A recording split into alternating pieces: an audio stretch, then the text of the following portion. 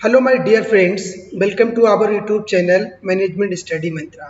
दोस्तों, इस वीडियो में हम डिस्कस करेंगे फाइनेंशियल अकाउंटिंग का जो पेपर है बीकॉम सेकेंड सेमेस्टर का। रोलखंड यूनिवर्सिटी में जो बीकॉम सेकेंड सेमेस्टर के अंदर फाइनेंशियल अकाउंटिंग का जो पेपर है, उस पूरे पेपर के जो 100 क्वेश्चंस है उनको हम वन बाय वन डिस्कस करते हैं with proper analysis and right answer की। तो सबसे पहले देखते हैं कि पहला क्वेश्चन क्या है, उसको देखते हैं। पहला क्वेश्चन यहाँ पे है book keeping. Basically book keeping क्या होता है, राइट? ये एक आर्ट है, साइंस है, एक इन आर्ट एंड साइंस है। तो बेसिकली जो बुक कीपिंग क्या होती है, वो एक आर्ट और साइंस होती है, राइट? तो इसका आंसर जो है वो सी करेक्ट हो जाएगा। पहले का जो आंसर रहेगा, क्योंकि जो बुक कीपिंग बेसिकली क्या है, एक आपकी आर्ट भी है और एक साइंस भी है। क्वेश्चन नंबर सेकेंड देखते हैं। सेकेंड क्वेश्चन क्या है, when a first book on a book keeping and accountancy was published. कि जो फर्स्ट बुक कीपिंग है, राइट, उसकी बुक और जो अकाउंटेंसी है वो कब पब्लिश हुई थी फर्स्ट टाइम, उसकी आपको ईयर बतानी है। ये सबसे पहले हुई थी 1494 के अंदर, राइट? तो इसका आंसर ए करेक्ट हो जाएगा। क्वेश्चन नंबर 3 देखते हैं। According to the going concern concept the business entity will continue to exist indefinitely, permanently, temporary and none of the. तो जो गोइंग कंसर्न कंसेप्ट है वो ये बताता है कि जो बिजनेस बेसिकली है वो परमानेंट है, कभी भी टेम्परेरी नहीं। किसी के आने से किसी के जाने पर कोई फर्क नहीं पड़ता है। तो इसमें क्या है, इसका आंसर जो हो जाएगा एग्जिस्ट करेगा इनडेफिनेटली, राइट? तो आंसर इसका ए करेक्ट हो जाएगा।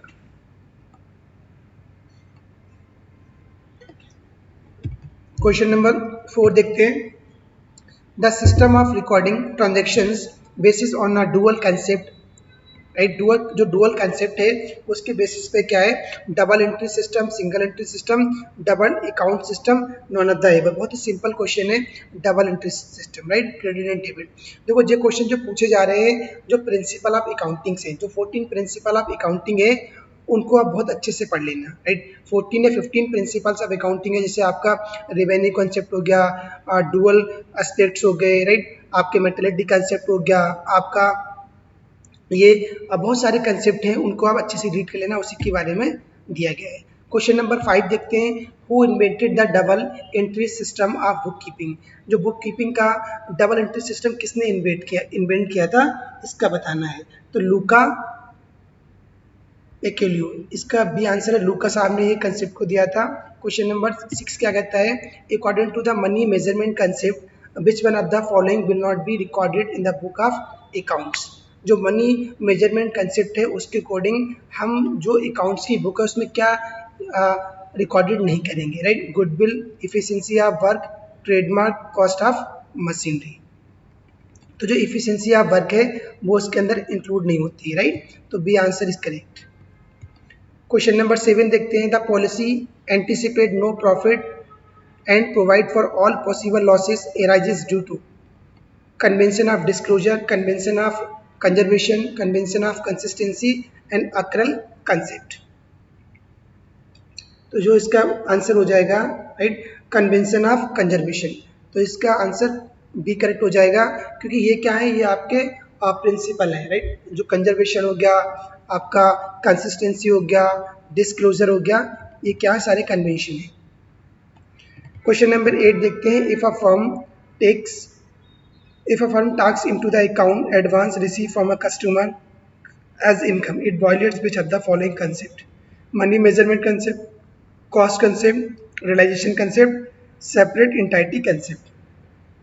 तो क्या ये रियलाइजेशन कंसेप्ट है? तो C answer is correct. Related to cash flow statement. जो कैश फ्लो स्टेटमेंट है वो किससे रिलेटेड है, ये आपको बताना है। जो इंडियन अकाउंटिंग स्टैंडर्ड है उसमें बताना है। तो जो कैश फ्लो स्टेटमेंट जो आता है स्टैंडर्ड, इंडियन अकाउंटिंग स्टैंडर्ड में 3 में इसके बारे में बताया गया है। तो डी आंसर करेक्ट हो जाएगा। इन्वेंट्री वैल्यूएशन किससे संबंधित है? 6215।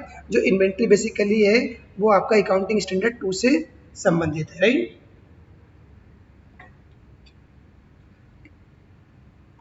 Drawing accounts is personal account, real account, nominal account, none of these. जो ड्राइंग अकाउंट्स होते हैं वो क्या होते हैं? वो आपके बेसिकली पर्सनल अकाउंट्स होते हैं। तो answer A is correct. Prepaid prepaid rent, prepaid जो रेंट है वो क्या है? वो आपका पर्सनल अकाउंट है, और रियल अकाउंट है, नॉमिनल अकाउंट है, क्या है? Prepaid rent, prepaid rent. ये आपका एक रियल अकाउंट है, prepaid rent. Goodwill is wasting assets, floating assets, intangible assets और फिक्टिशियस एसेट। गुडविल क्या है? गुडविल आपकी एक ऐसी है जो आपकी इंटेंजिबल एसेट है, राइट। तो इसका आंसर क्या होना चाहिए आपका? हो जाएगा क्योंकि जो गुडविल क्या होती है वो आपकी टेंजिबल नहीं होती, जबकि वो आपकी एक इंटेंजिबल होती है। तो C answer is correct. Double entry system of book keeping means, double entry system का क्या मतलब है? बुक कीपिंग के अंदर entry in two sets of book, entry for the two aspect of the transaction. तो बिल्कुल सही है, answer B is correct. The credit balance in nominal account, nominal account में क्रेडिट बैलेंस क्या शो करता है? एक्सपेंसेस, गेन्स, लाइबिलिटी या none of the above. तो इसमें जो गेन्स होते हैं, जो आपको लाभ हो रहा है, वो आपका शो करता है नॉमिनल अकाउंट के अंदर। The credit balance in personal account, personal account में क्या शो करता है? जो क्रेडिट बैलेंस है वो आपका gains, amount receivable, amount payable या एसेट। जो इसमें आपके जो अमाउंट होता है वो शो होता है कि आपको कितना अमाउंट पे करना है, राइट। वो आपका पर्सनल अकाउंट में शो होता है। By capital expenditure, asset increases, asset decreases, liabilities remain as it is, liabilities decreases by capital expenditure। तो इससे क्या होगा? तो कैपिटल एक्सपेंडिचर अगर बढ़ेगा तो क्या होगा कि आपके एसेट भी बढ़ेंगे, राइट। एसेट इंक्रीज हो जाएंगे। A is correct. In expensive in expenses on repairs of the old other furniture. Capital expenditure, revenue expenditure, deferred revenue expenditure, capital and revenue both। 18 revenue expenditure आ जाएगा इसका। B answer is correct. Erection expenditure of a new machinery, जो new machinery का जो erection expenditure क्या है? वो capital expenditure है, कैपिटल लॉस है, रेवेन्यू एक्सपेंडिचर है या रेवेन्यू लॉस है? ये आपका कैपिटल एक्सपेंडिचर है। A is correct. A large amount spent on special advertisement, capital expenditure, revenue expenditure, or revenue loss, deferred revenue expenditure। तो इसका होता है deferred revenue expenditure। Answer B, answer D is correct. Question number 21, branch account under debtors system is real account, personal account, nominal account, none of these. तो इसका हो जाएगा personal account. तो ये आपका बेसिकली पर्सनल अकाउंट होता है। Branch account under debtors, personal account. Under the branch final account system, the branch account is the nature of real account, personal account और nominal account। ये nominal account का nature होता है, तो इसका answer C correct हो जाएगा, nominal account। Question number 23, a goods sent by a branch A to B will be debited to branch B, branch A and B both। branch B is correct। In case of foreign branch proposition, in case of foreign branch provision for date, bad date is converted at opening date, rate applicable to debtors, average rate, closing rate। को 24 का हो जाएगा आपका rate applicable to debtors, rate applicable to debtors. इसके बाद question 25 देखते हैं। In case of foreign branches, the remittance to and from head office should be converted at opening rate, closing rate, actual rate या actual rate at which the remittance were made। actual rate at which the remittance were made। Answer D is correct। In case of hire purchase system, asset account is debited। Higher purchase system में जो asset account है वो debit होता है। कैसे होता है? Hire purchase price या cash price, cost price to the seller, none of this. तो ये आपका कैश प्राइस आ जाएगा। The cost of goods sold on hire purchase is transferred to sales account, personal account or purchase account, hire purchase trading account, none of these. 27 ये आपका hire purchase trading account इसका बनता है, उसमें डालते हैं। The buyer charges depreciation on hire purchase price of assets, cash price of assets, lower of the two, cash price of the asset. In case of installment system, total interest receivable by the seller is credited to 29 ये आपका interest account हो जाएगा इसका। When the buyer debits the asset with total cash price at the signing of the contract, such asset the asset account shows balance 30 equivalent to a total cash price। Accounting verb क्या है? एक रिकॉर्डेटेड function है, interpretative function है या ऑडिटिव function है। 31 का ये सारे ही फंक्शन अकाउंटिंग वर्ब के होते हैं, तो सारा ही करेक्ट हो जाएगा, D is correct. Branches of accounting क्या है? फाइनेंशियल अकाउंटिंग है, इन्फ्लेशन अकाउंटिंग है, ह्यूमन रिसोर्स अकाउंटिंग है या all of the above. Branching of accounts, account की कौन कौन सी ब्रांचेस होती हैं? तो बेसिकली सारी ही ब्रांचेस होती हैं, चाहे वो आपका इन्फ्लेशन अकाउंटिंग हो गई, एचआर अकाउंटिंग हो गई या आपकी फाइनेंशियल अकाउंटिंग, राइट? तो सारी ही आपकी ब्रांचेस होती हैं। क्वेश्चन नंबर नेक्स्ट देखते हैं, क्वेश्चन नंबर 33 देखते हैं। 33 क्या है? Related to intangible assets. जो इंटेंजिबल एसेट्स हैं वो किससे संबंधित हैं? तो इंटेंजिबल जो एसेट्स आते हैं वो हमारे अकाउंटिंग स्टैंडर्ड 26 के अंदर आते हैं, तो A is correct. Belongs to accounting standard 3। Accounting standard 3 किसको बिलोंग करता है? Depreciation accounting, valuation of inventory, cash flow statement. तो कैश फ्लो स्टेटमेंट को ये बेसिकली बिलोंग करता है, तो C is correct. Accounting standard board was established in India. Accounting जो स्टैंडर्ड बोर्ड है वो इंडिया में कब एस्टैब्लिश हुआ था, ये आपको बताना है। अकाउंटिंग स्टैंडर्ड ये आपका 1977 के अंदर आया था, तो इसका भी आंसर करेक्ट हो जाएगा। विच of the following is a fundamental accounting equation. Fundamental accounting equation कौन सी है आपको बताना है। इसमें क्वेश्चन नंबर 36 का गाइस जो आंसर हो जाएगा, assets equal to liability plus owner equity. Assets equal to liability plus owners equity, तो आंसर ए बिल्कुल करेक्ट हो जाएगा। What is the purpose of the double entry system, double entry accounting system? क्या purpose क्या होता है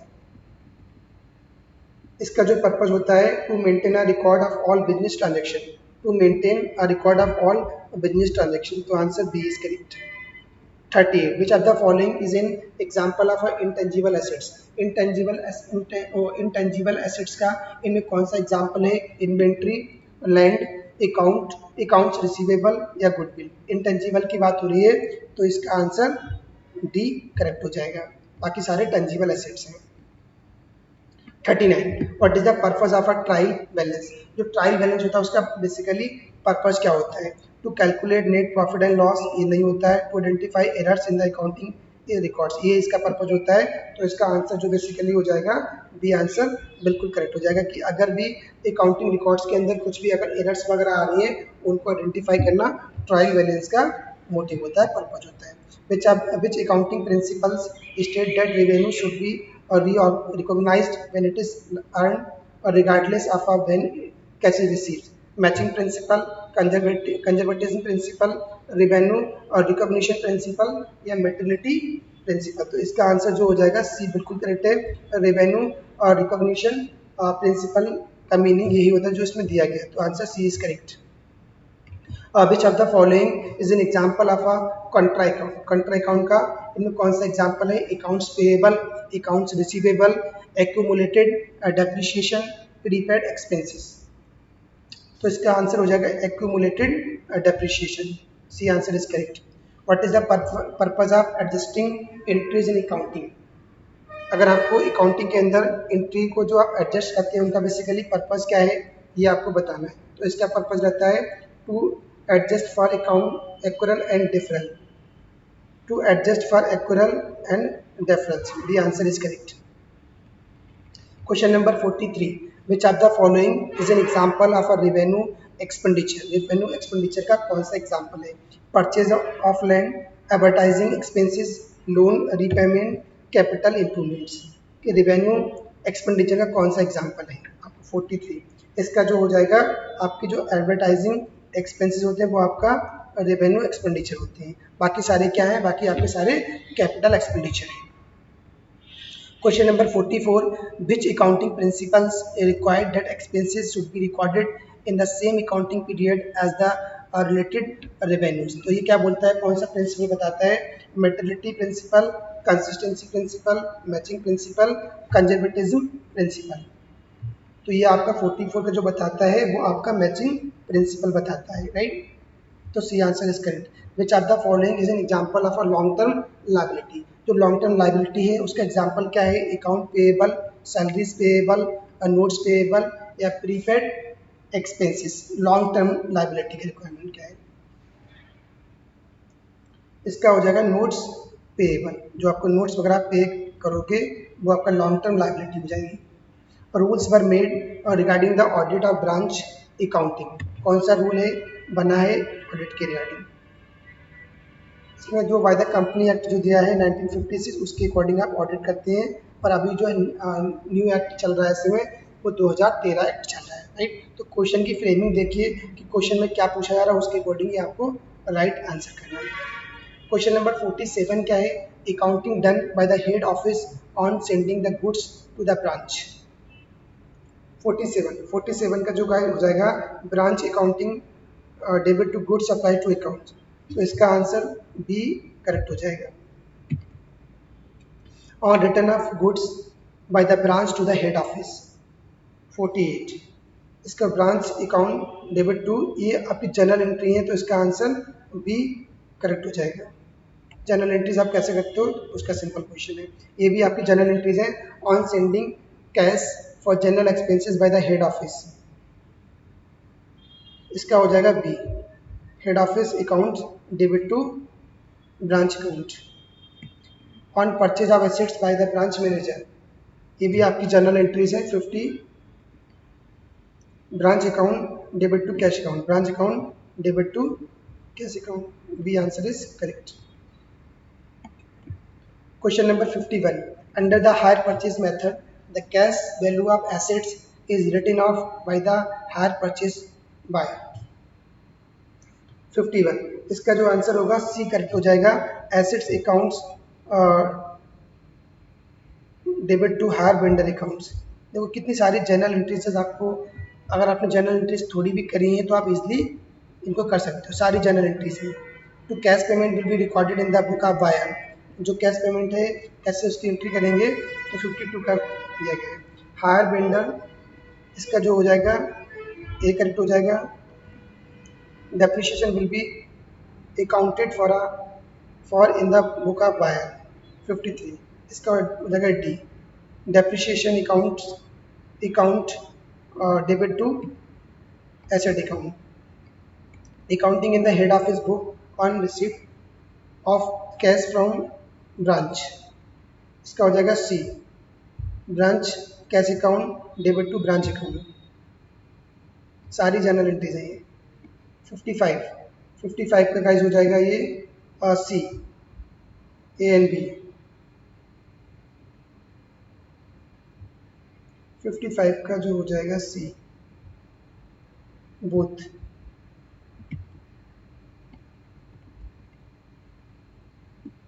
इसका हो जाएगा debit to salary expenses and credit to cash.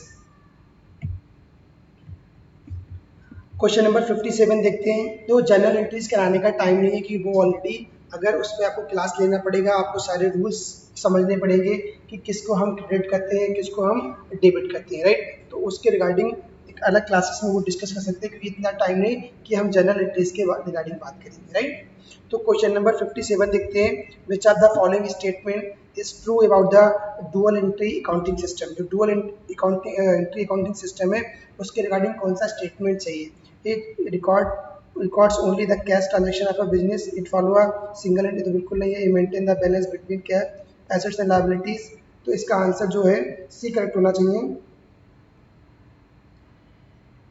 क्योंकि इसका जो पर्पज ये होता है कि मेंटेन करना कि balance between the assets liability and equities, तो C is correct. It is called the language of business to accounting, audit, economics and cost accounting. तो इसकी जो किसकी लैंग्वेज को बिजनेस की लैंग्वेज बोला जाता है, तो इसका जो आंसर हो जाएगा guys to accounting. 59. Accounting standard is a mode of conduct imposed by the customs, law or professional body for the benefits of public accountants and accountants generally. This statement is given by Professor Marshall, Galton, Kohler, S1. तो ये statement दिया Kohler साहब ने, तो answer C is correct. The standards were introduced by the International Accounting Standards Committee. कौन सी committee थी, उसमें दिए गए हैं, वो आपको बताना है. 10, 21, 50 एंड 41. इसका बेसिकली आंसर हो जाएगा 41. D answer is correct. Is the author of a book De Computis Scripturis. इसका हो जाएगा डी केयर, लुकस पेलिसियो, एडवर्ड जोन्स, ओल्ड कैसल. 61. जो लुकस का बहुत बड़ा रोल है अकाउंटिंग में, तो इन्होंने इस कंसेप्ट को भी दिया है. Computis et Scripturis. Accounting was introduce in India. India में जो इंट्रोड्यूस हुआ है, accounting was introduce in India, Italy, Japan and America. Accounting जो थी कहाँ स्टार्ट हुई है वो आपको बताना है. अकाउंटिंग बेसिकली जो स्टार्ट हुई है वो इटली के अंदर हुई है, राइट. तो B answer is correct. Accounting is a service function. This statement is the statement. Accounting is a service function है. This is a statement. American certified public accountants, Indian certified public, international accounting standard board या Indian accounting standard board. American certified public accountant हैं, उन्होंने बोला है कि accounting क्या एक service function है, right. American certified public accountants.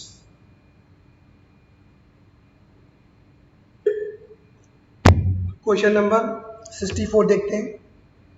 64 क्या है. Accounting principles is a general principle, income statement principle, balance sheet principle, all of the above. तो अकाउंटिंग प्रिंसिपल्स क्या है, बेसिकली जनरल प्रिंसिपल है, इनकम स्टेटमेंट प्रिंसिपल है या balance sheet principal है. तो इसके सारे ही करेक्ट होते हैं कि सारे ही प्रिंसिपल हैं अकाउंटिंग की, तो डी करेक्ट हो जाएगा. The criteria of accounting principle. Accounting principle का क्राइटेरिया क्या है, relevance, objectivity, feasibility, all of the above. तो सारा ही क्राइटेरिया अकाउंटिंग प्रिंसिपल्स का होता है, चाहे वो फिजिबिलिटी होगी, चाहे वो रेलिवेंसी होगी या वो ऑब्जेक्टिविटी होगी. सारे ही क्राइटेरिया होते हैं अकाउंटिंग प्रिंसिपल्स के. क्वेश्चन नंबर 67 देखते हैं. 67 कहता है accounting theory is created laboratory by machine, by a man, by a computer. किसके द्वारा जो अकाउंटिंग थ्योरी बनाई गई है, किसी लैब के द्वारा, किसी मशीन के द्वारा, किसी पर्सन के द्वारा या किसी कंप्यूटर के द्वारा. तो बेसिकली किसी मैन के द्वारा जो अकाउंटिंग थ्योरी है उसको बनाया गया है. C is correct. The closing stock should be valued at the lower of purchase price and market value. This convention is called. इसे किस कन्वेंशन बोला जाता है, convention of disclosure, convention of materiality, convention of consistency, convention of conservatism. क्या बोला जाता है, तो इसको बोला जाता है कन्वेंशन ऑफ कंजर्वेशन. की बहुत ही आपकी रूढ़िवादी अप्रोच है, बहुत ही रूढ़िवादी प्रथा है, उसके अकॉर्डिंग आप वर्क कर रहे हो, तो कन्वेंशन ऑफ कंजर्वेशन बोला जाता है.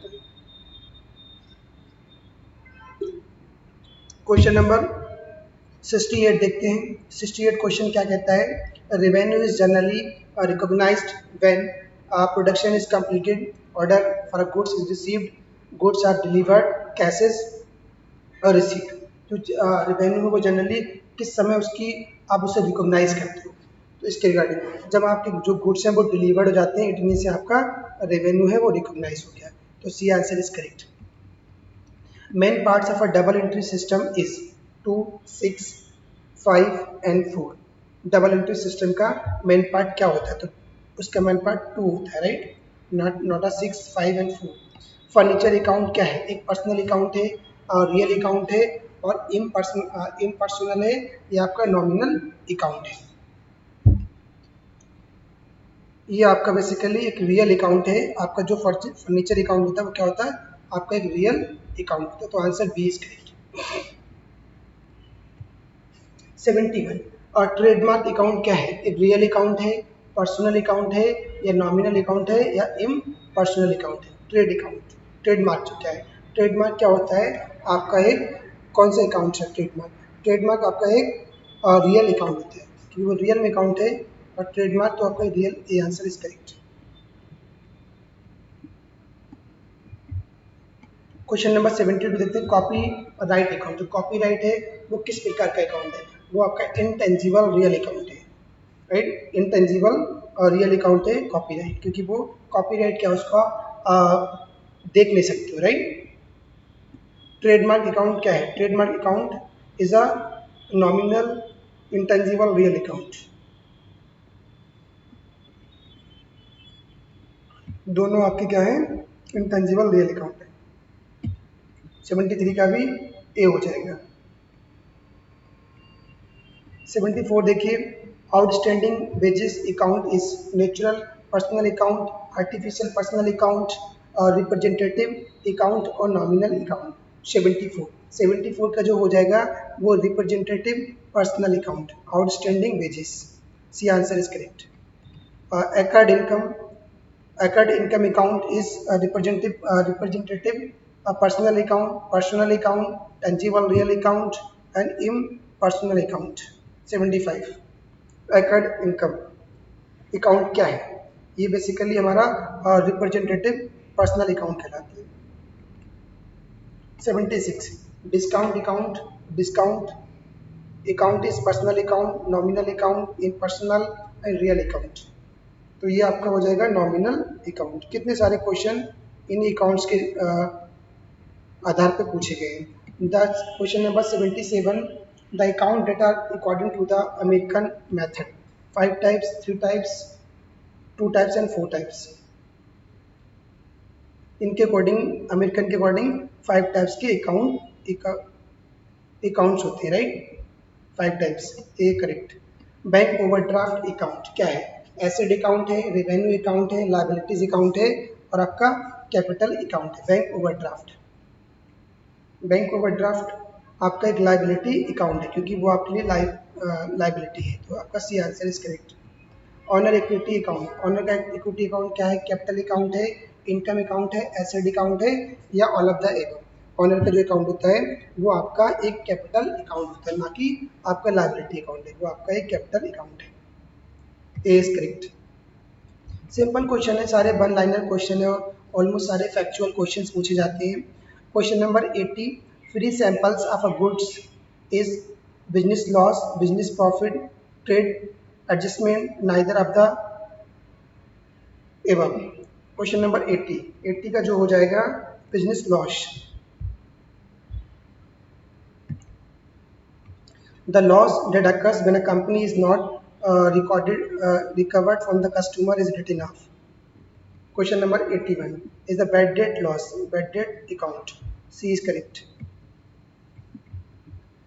The main book of business, business की मैन बुक क्या है? जर्नल्स हैं, और लेजर हैं, बैलेंस शीट है, कैश फ्लो है। क्या मैन बुक है बिजनेस की?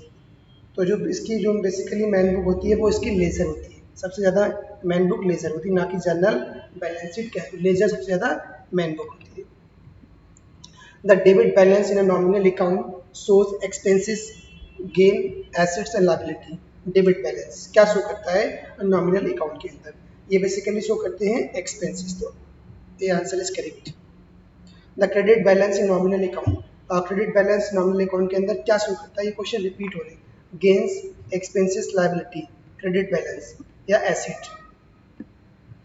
जो गेन होते हैं वो शो करते हैं और क्रेडिट बैलेंस, जो डेबिट बैलेंस है वो आपके एक्सपेंसेस शो करते हैं। Question number 85 the credit balance in a personal account में जो क्रेडिट बैलेंस क्या करते हैं कि आपको अमाउंट पेएबल है, आपको अमाउंट इन फ्यूचर पे करना पड़ेगा। तो answer A is correct. Interest suspense account is created hire purchase system, instalment purchase system, branch account, department account. 86 instalment payment account, payment system. Answer B is correct. Accounting of interest in installment payment method is interest account, debit interest suspend. इसका जो 87 का हो जाएगा यहाँ पे interest suspense account, debit to interest account. B is correct. Cash paid on a single of the agreement under installment system is debited by the purchaser of goods to interest suspense account, purchase account, vendor account और interest account। तो ये हमारा हो जाएगा vendor account. C is correct. The instalment payment will be accounted for. तो जो instalment payment होते हैं vendor account, debit to bank account, vendor account, debit to bank account. A is correct. 89 एक हो जाएगा। Hire purchase act come into force. Hire purchase जो act था, act कब आया ये आपको बताना है। जो ये आया था वो 1972 के अंदर आया था, hire purchase act. C correct. The subject matter of accounting, जो अकाउंटिंग का सब्जेक्ट मैटर है वो क्या है अकाउंटिंग का, वो आपके business activities that are measured in money. जितनी भी जो बिजनेस एक्टिविटी है उनको हम एक मनी की फॉर्म में मेजर करते हैं, तो ये आपका अकाउंटिंग का सब्जेक्ट मैटर कहलाता है। तो इसका आंसर बेसिकली ए करेक्ट हो जाएगा।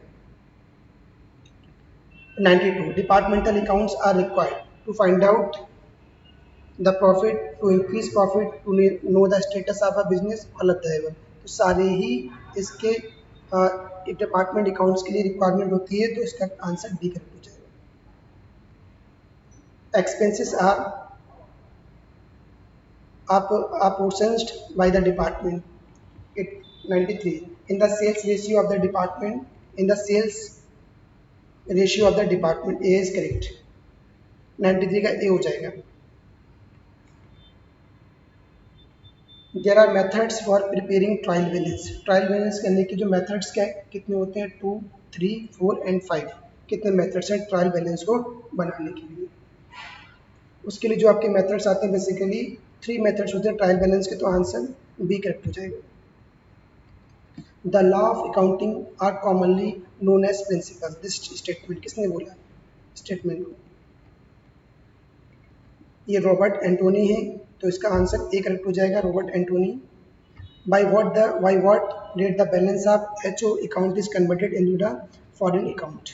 Closing rate, closing opening rate, average rate, one of the above. 96 इसका closing rate. Answer B is correct. Meaning of book keeping is keeping of books, keeping the transactions in account book, keeping the books in safe, none of the above. Keeping the transactions in account book. Answer B is correct. Postulates of accounting are exchange, period, unit of measure, all of the above। 98 98 का जो हो जाएगा सारे ही correct हो जाएंगे। 99 sales of goods act is applicable in credit purchases, cash purchases, cash sales, A and B. 99 सारे ही इसके both B and C correct, B और सी करेक्ट हो जाएंगे, जबकि क्रेडिट परचेजेस में नहीं आएगा।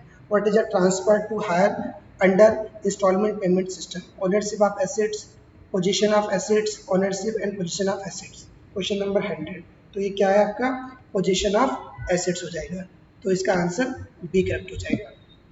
तो गाइस इसमें जो 100 क्वेश्चंस थे आपके फाइनेंशियल अकाउंटिंग के, उनको हमने विद आंसर की देखा, उनको डिस्कस किया।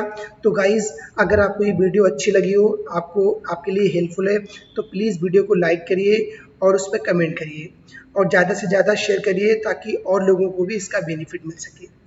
अगर कुछ आपका डाउट्स है, कुछ क्वेरी है, राइट, किसी क्वेश्चन के रिगार्डिंग, किसी आंसर के रिगार्डिंग, तो प्लीज़ कमेंट करिए, राइट, और उसको मैं सॉल्व करने की कोशिश करूँगा। जल्दी ही मिलते हैं किसी नेक्स्ट वीडियो में। Thank you, have a nice day.